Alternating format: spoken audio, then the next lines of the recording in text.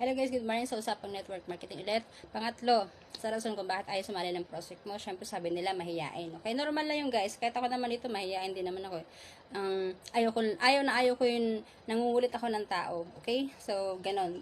Gayahin mo lang sila, sabihin mo sa kanila, sabihin mo na ganyan din ako, mahiyain din ako, pero napapag-aralan naman to. Okay? So, hindi ka naman, kung gusto mo mahiyain ka, pwede ka sa Instagram. Okay? Pwede sa yung mga ang picture lang, walang mga tawagan na gagawin or chat lang, more on chat lang, okay? O kaya naman kung meron kang mentor, magpapatulong ka. Ganon. So, napapag-aaralan na naman. Sabihin mo, maganda nga dito, ma-overcome mo kamo yung pagiging mahiyain mo. Okay? So, hindi ka naman kamo sasayaw, hindi ka naman gaganito. Yung share ka lang naman, posting ka lang, more on posting lang, kahit wala nang talking. Okay? So, ganun lang guys. So, good luck.